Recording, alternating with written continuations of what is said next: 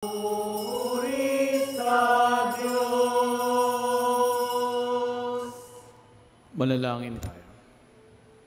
Manaming makapangyarihan, lakas loob, kanaming tinatawagan sa ngalan mong Ama, naming banal, sa kalooban namin ay panahaning mong lubos ang iyong Spiritong sa amin kumukupkup, upang sa lupaing ipinangako kami makapasok sa pamamagitan ng Kristo kasama ng Espiritu Santo, magpasawalang hanggan.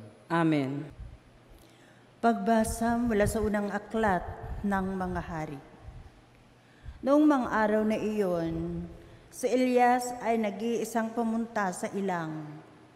Pagkatapos ng maghapong paglalakad, ay naupo siya sa lilim ng isang puno ng retama at nanalangin ng ganito: Panginoon, kunin niyo ako. Ako po'y hirap na. Nais ko na pong mamatay. Pagkatapos nahiga siya at nakatulog, ngunit dumating ang isang anghel. Kinalabit siya at ang sabi, gising na at kumain ka. Nang siya'y lumingon, nakita niya sa may ulunan ang isang tinapay na niluto sa ibabaw ng mainit na bato at tubig sa isang sisidlan. Kumain nga siya at uminom. Pagkatapos ay nahiga uli. Ngunit bumalik ang anghel ng Panginoon. Kinalabit siya uli at sinabi, bumangon ka at kumain. Napakahaba pa ang lalakarin mo. Kumain nga siya uli at uminom at siya'y lumakas. Sa tulong ng pagkaing iyon, naglakbay siyang 40 araw at 40 gabi hanggang sa Horeb, ang bundok ng Diyos. Ang salita ng Diyos. Salamat sa Diyos. Magsumikap tayong kamtin ang Panginoong butihin. Magsumikap tayong kamtin ang Panginoon butihin. Panginooy aking laging pupurihin. Sa pasasalamat, di ako titigil. Aking pupurihin kanyang mga gawa. Kayong naaapi, makinig, matuwa. Magsumikap tayong kamtin ang Panginoon butihin. Ang pagkadakila niya ay ihayag, at ang ngalan niya ay purihin ng lahat. Ang aking dalangin dininig ng Diyos, nawala sa akin ang lahat kung takot. Magsumikap tayong kamtin ang Panginoon butihin. Nagalak ang aping umasa sa Kanya, pagkat dinabigo ang pag-asa nila. Tumatawag sa Diyos ang walang pag-asa, sila'y iniligtas sa hirap at dusa. Magsumikap tayong kamtin ang Panginoon butihin. Anghel yung bantay sa may takot sa Diyos. Sa mga panganib, sila'y kinukupkop. Ang galing ng poon, hanaping masikap. Yaong nagtiwala sa Kanya ay naligtas, ay may tuturing na taong mapalad. Magsumikap tayong kamtin ang Panginoon butihin.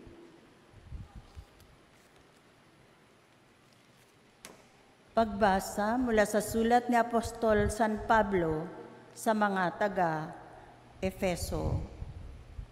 Mga kapatid, huwag ninyong dulutan ng pighati ang Espiritu Santo, sapagkat ito ang tatak ng Diyos sa inyo, ang katibayan ng inyong katubusan pagdating ng takdang araw. Alisin ninyo ang lahat ng sama ng loob, galit at puot. Huwag na kayong mambubulyaw, manlalait at mananakit ng damdamin ng kapwa. Sa halip, maging mabait kayo at maunawain sa isa't isa at magpatawaran tulad ng pagpapatawad sa inyo ng Diyos sa pamamagitan ni Kristo. Yamang kayo'y mga anak na minahal ng Diyos. Tularan ninyo siya. Mamuhay kayong puspos ng pag-ibig tulad ni Kristo. Dahil sa pag-ibig sa atin, Inahandog niya ang kanyang buhay bilang mahalimuyak sa hain ng Diyos. Ang salita ng Diyos. Salamat sa Diyos.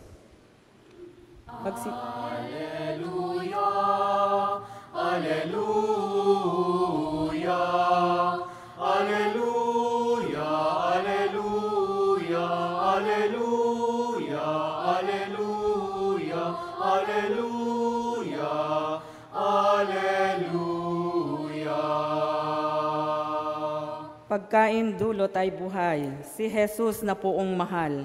Buhay natin siya kailanman. Sumainyo ang Panginoon. At sumainyo rin. Ang mabuting balita ng Panginoon ayon kay San Juan. Papuri sa iyo, Panginoon.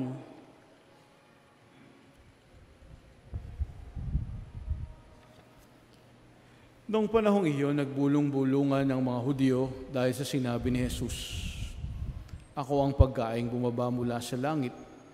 Sinabi nila, "Hindi ba ito si Jesus na anak ni Jose? Kilala natin ang kanyang ama't ina. Paano niya ngayong masabi, bumaba ako mula sa langit?"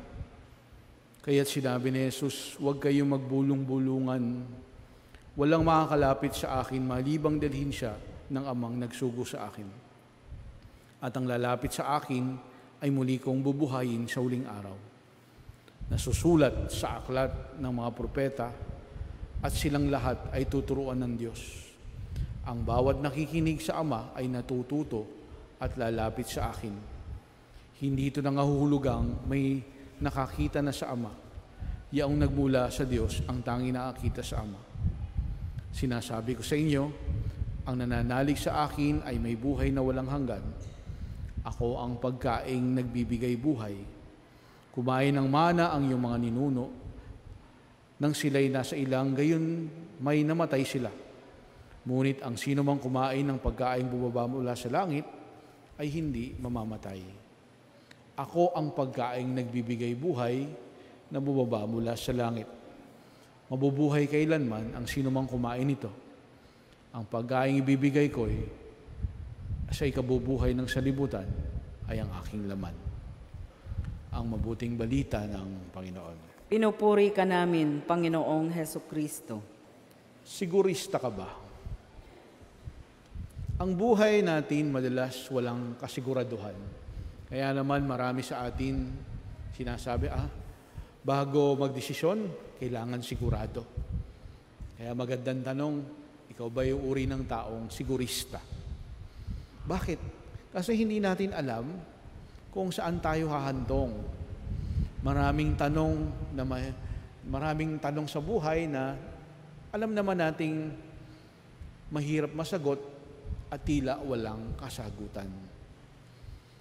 Nakakaranas tayo ng iba't ibang pagsubok, suliranin, na hindi natin kadalasan maintindihan at di lang natin alam kung saan nagmula at parang hindi natatapos at paulit-ulit lang. Yung tanong nating may solusyon kaya? Kailan kaya matatapos? Hanggang saan kaya ito? No? Mga kapatid, napakarami nating tanong. Ito yung mga sinasabi nating uncertainties o yung mga kawalang kasiguraduhan sa buhay natin. At kapag umaharap tayo sa kawalang kasiguraduhan, naghahanap tayo ng kahulugan. Yun ang agad nating hinahanap I would like to find meaning at what is happening in me. Naghahanap tayo ng kahulugan, naghahanap tayo ng kasiyahan, naghahanap tayo ng higit sa lahat ng makakapitan na makapagbibigay sa atin ng siguradong kasagutan. Pero napakahirap hanapin sa mundo ngayon yung mga kasagutan doon sa mga walang kasiguraduhan. Sa madaling salita, nagiging mapaghanap tayo. Tulad nung sinabi ko nung nakaraang linggo, nagiging nararamdaman natin yung hindi lang gutom ng sikmura, hindi lang gutom ng katawan, kundi gutom sa maraming bagay. Naghahanap tayo na makapupuno doon sa kagutuman na iyon. At dahil sa mga pangangailangan, dahil sa gutom na ating nararanasan, dahil sa mga uncertainties, kumakapit tayo sa kung ano-ano at kung kanin-kanino. Kumakapit tayo minsan sa maling pananaw, maling kwento, sa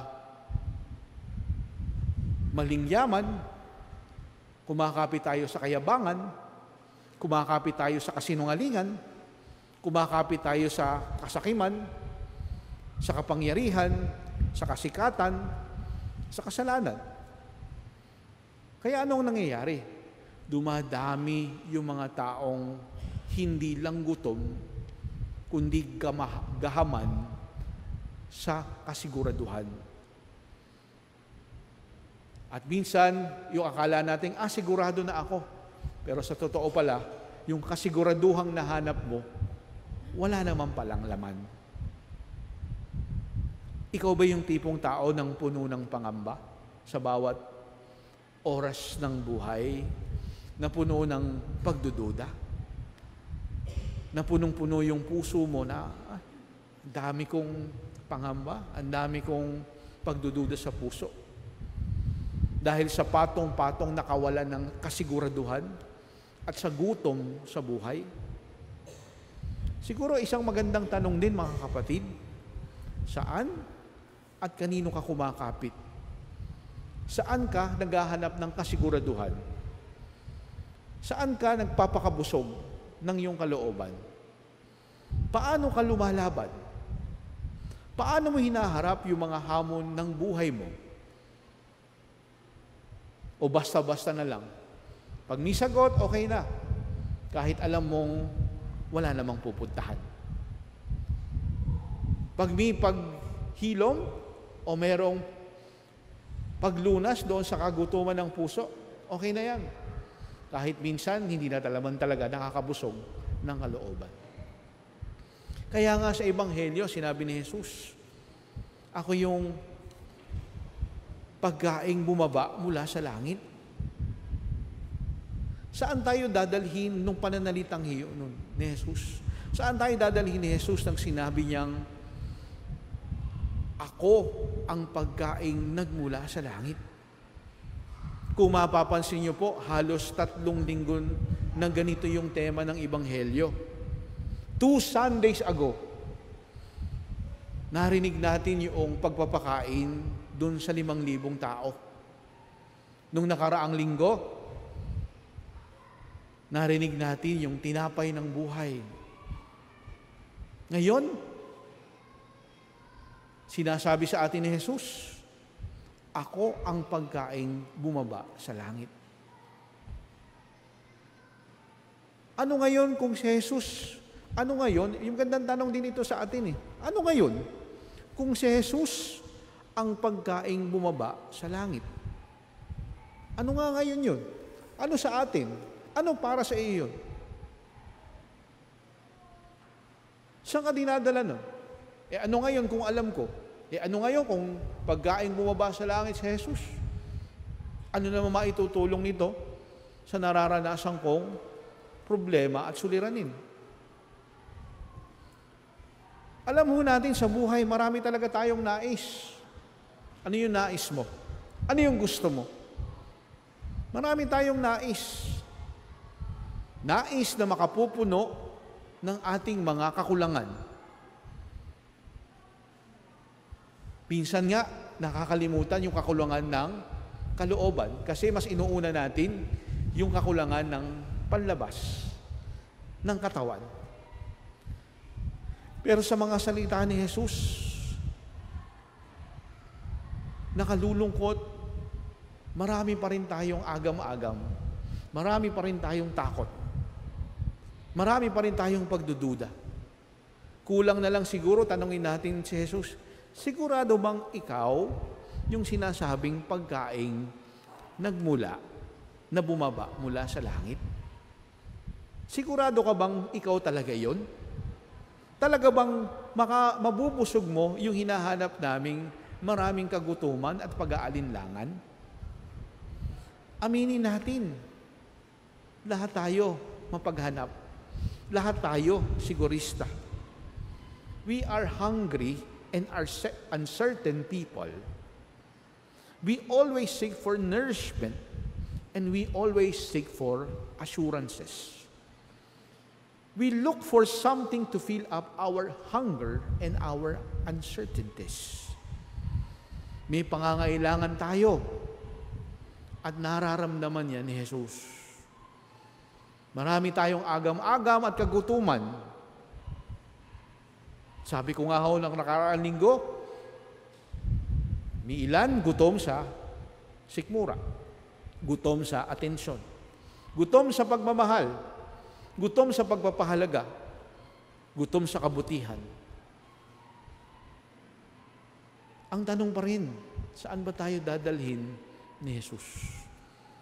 Saan tayo bubusugin ni Jesus?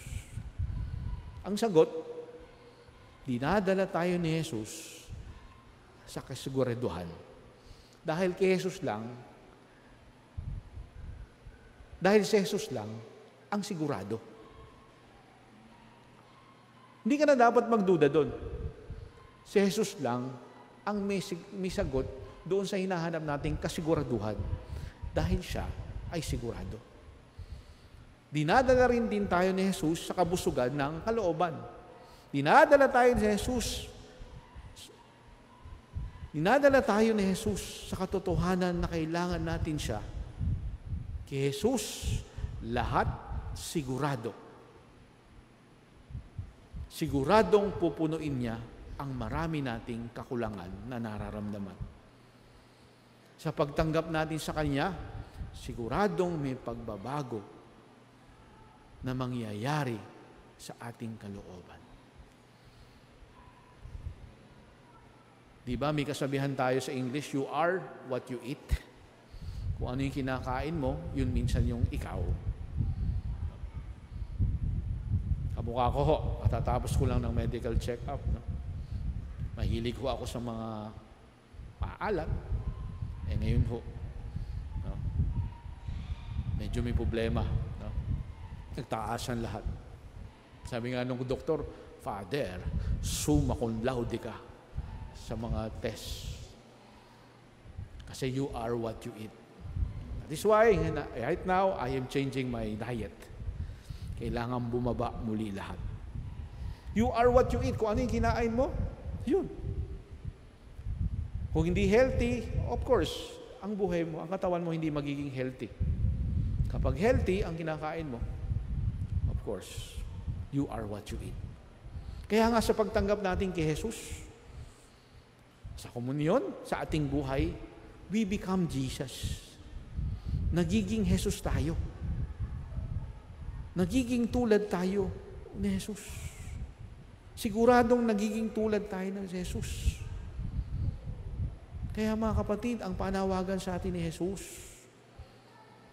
ang pagkain mula sa langit, patuloy natin siyang tanggapin. Nung nag-aaral ho tayo, di ba, yung pagkain, mayroong sinasabing glow foods, grow foods, tsaka go foods. Sa buhay pananampalataya natin, ganun din. Ganun din ang tinuturo sa atin. As we receive Jesus, we must grow in faith. How? Through the grace of the sacraments. Once we receive Jesus, we must also grow in prayer. We enrich it. Prayer enriches our faith. Sa ating buhay panalangin, no? We glow. Nagniningning tayo dahil sa buhay panalangin. And lastly, if we receive Jesus in us, we go. We serve like Jesus. Nagbabahagi tayo ng sarili. Kaya ho yung grow, hindi lang sa pagkain, pagkos sa atin ding buhay pananampalataya. Sa paglalakbay ho sa buhay, patuloy tayong maghahanap. Patuloy tayong magugutom. Patuloy tayong makakaranas sa mga alinlangan. Pero mga kapatid, magpakabusog, magpataba ng puso kasama si Jesus. Hayaan po nating maimpatyo tayo sa biyaya ng Panginoon at maging instrumento ng kabusugan at kasiguraduhan sa iba. Kaya tanggapin natin yung pagkain mula sa langit. Amen. Ipahayag po natin ang ating pananampalataya. Sumasampalataya ako Sa Diyos amang makapangyarihan sa lahat, na may gawa ng langit at lupa. Sumasampalataya ko kay Hesukristo, iisang anak ng Diyos, Panginoon nating lahat. Nagkatawang tao siya na lang ng Espiritu Santo. Pinanganak ni Santa Mariang Birhen. Pinagpakasakin ni Poncio Pilato. Pinako sa krus, namatay, inilibing. Nanawag sa kinaroroonan ng mga yumao, na may 3 araw na buhay na mag-uli. Umakyat sa langit, naluluklok sa kanan ng Diyos amang makapangyarihan sa lahat. Doon nagmumulang paririto at huhukom sa nangangabuhay at nangamatay na tao. Sumasampalataya naman ako sa Diyos Espiritu Santo, sa banal ng simbahang katolika, sa kasamahan ng mga banal, sa kapatawaran ng mga kasalanan, sa pagkabuhay na muli at nangamatay na tao, at sa buhay na walang hanggan. Amen. Dumulog tayo sa Diyos Ama upang pagkalooban niya tayo ng biyaya na makapagbigay buhay sa kapwa tulad ng kanyang anak na si Jesus. Taglay ang matibay na pananampalataya, Panginoon, dinggin mo ang iyong bayan. Panginoon, dinggin mo ang iyong bayan.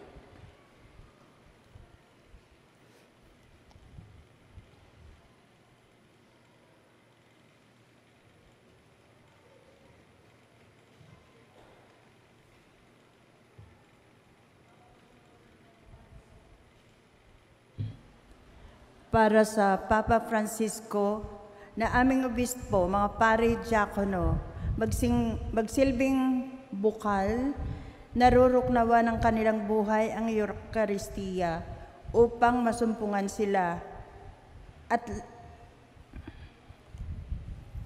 inspirasyon sa paglingap nila sa bayan ng Diyos. Manalangin tayo. Panginoon, dinggin mo ang iyong bayan.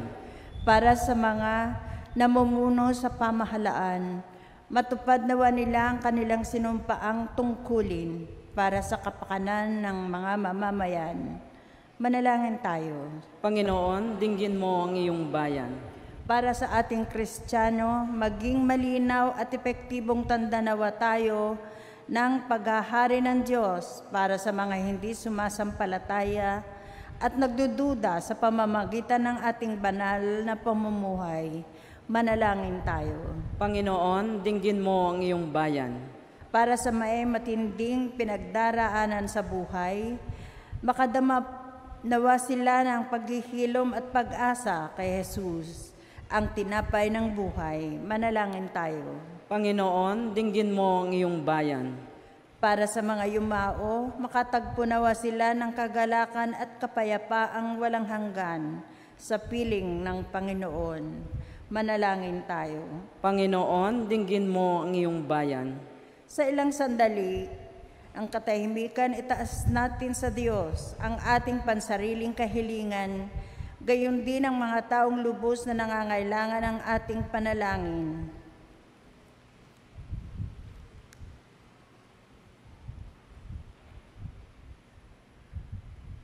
Manalangin tayo. Panginoon, dinggin mo ang iyong bayan. Mapagpalang Ama, ikaw ang pinagmumulan ng lahat ng biyaya. Gabayan mo ang iyong bayan sa daan ng kabanalan upang aming pagsunod sa iyo, kami rin ay makiisa kay Jesucristong anak mo na nabubuhay taghari magpakailanman. Amen. Aming hati, alay na ito, ang tinapay na nagmula sa pagpapala mo. At tanggapin ang alak na ito, inuming inihain sa'yo. Mahal naming Diyos, inyong tanggapin ang munting alay mula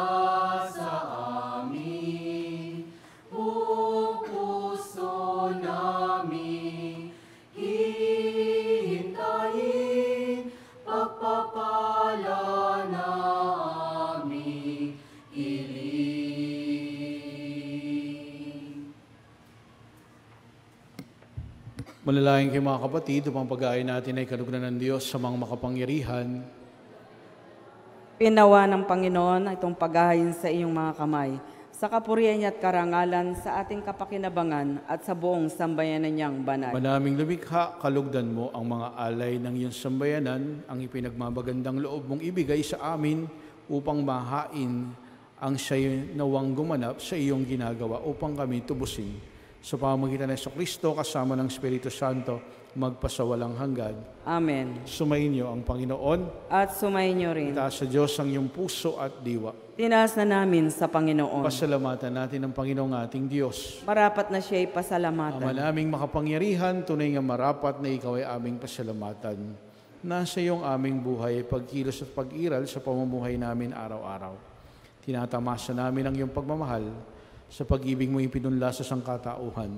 Ang Espiritu Santo ay unang aning bigay ng anak mong naglagak sa amin ang katiyakang nakalaang mabuhay kami sa piling mo kailanman. Kaya kaysa ng mga anghel na nagsisiawit ng papuri sa iyo na walang humpay sa kalangitan, kami nagbubunyi sa iyong kadakilaan. Santo, Santo, Santo, Diyos makapangyarihan. Langit at lupa'y napupuno ng iyong kaluwalhatian. O sana sa kaitaasan. Pinagpalang na paririto sa ngalan ng Panginoon. O sana sa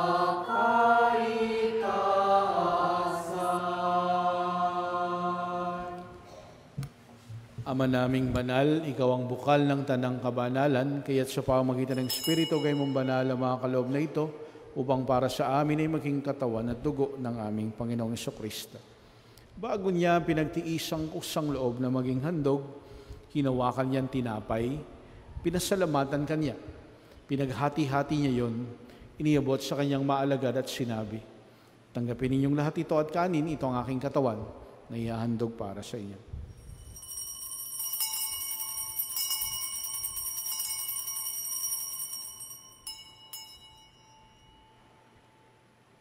Ngayon din naman nang matapos ang hapunan, hinawakan niyang kalis, muli kanyang pinasalamatan.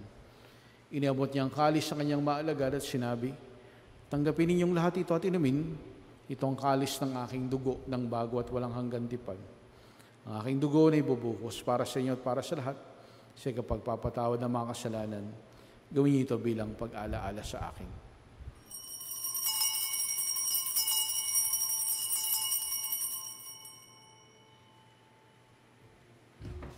Misteryo ng pananampalataya.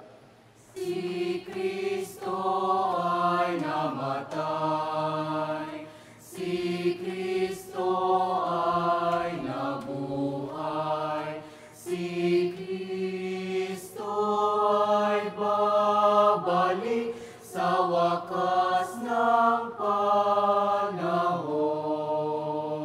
Ama, ginagawa namin ngayon ang pag-alaala sa pagkamatay at muling pagkabuhay ng iyong anak, kaya tinalay namin sa iyong tinapay na nagbibigay buhay at ang kalis na nagkakaloob ng kaligtasan. Kami nagpapasalamat dahil kami yung minarapat na tumayo sa harap mo para maglingkod sa iyo.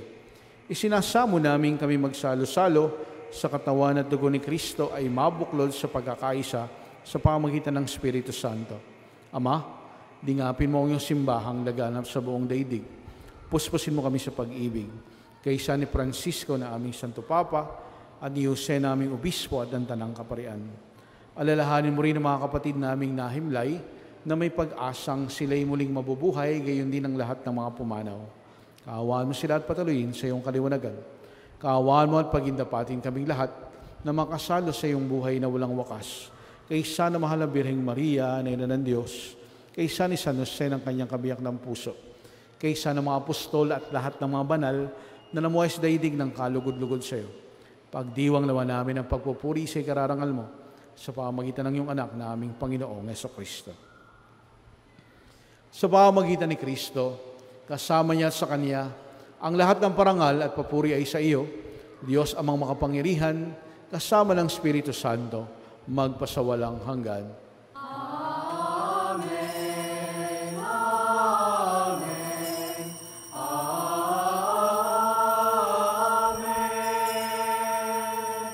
ating ipahayag ang panalangin tinuro sa atin ng Panginoon.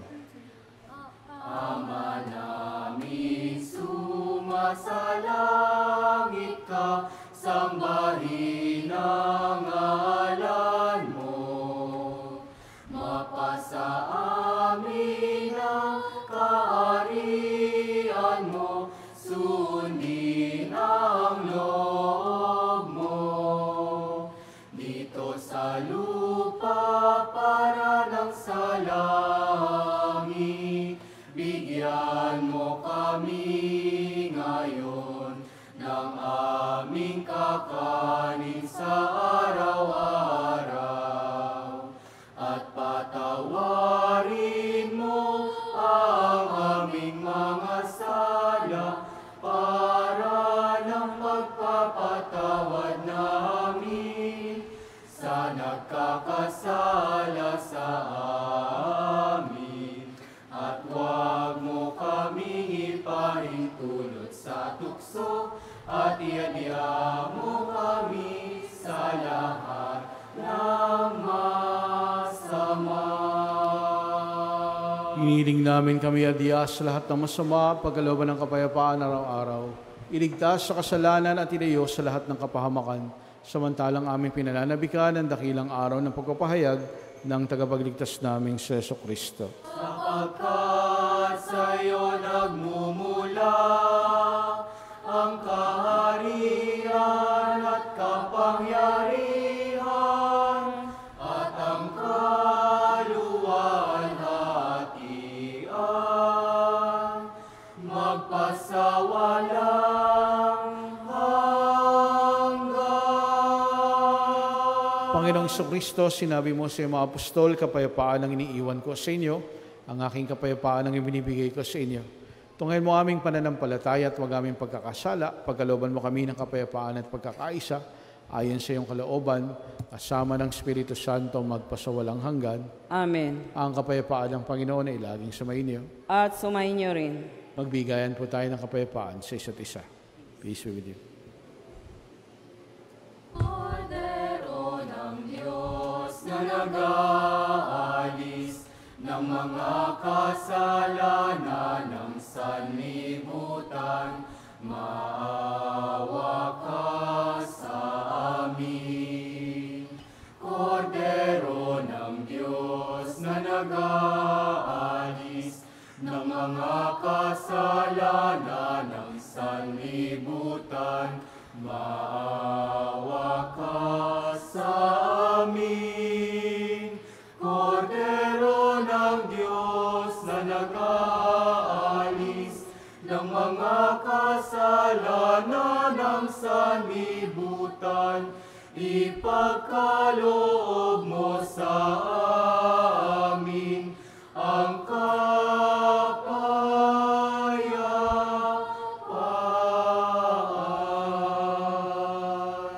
Mga kapatid, narito si Jesus, ang kordero ng Diyos, na siya nag-aalis ng mga kasalanan sa libutan, palad tayong tatanggap sa kanyang piging. Panginoon, di ako karapat-dapat na magpatuloy sa iyo, ngunit sa isang salita mo lamang ay gagaling na ako.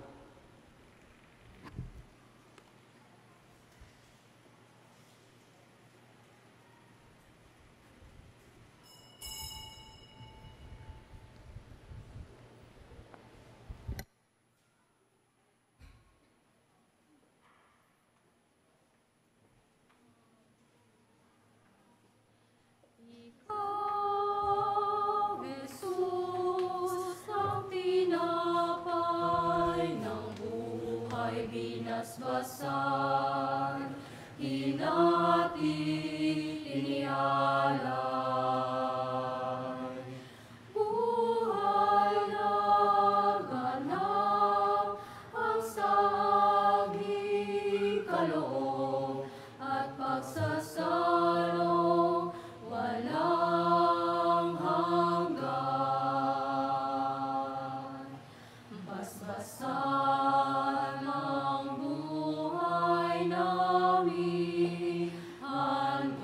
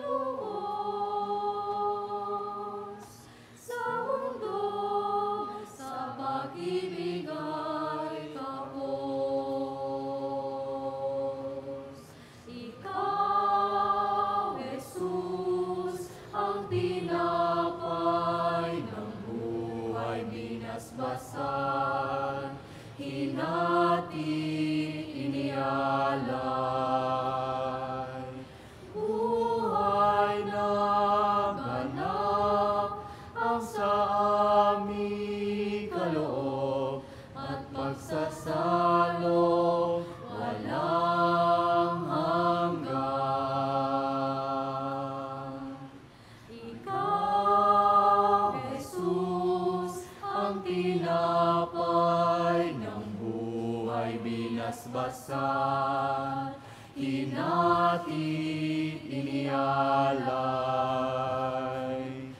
Buhay na ganap ang sa aming kaloob at pagsasalong walang hanggan. At pagsasalong walang hanggan.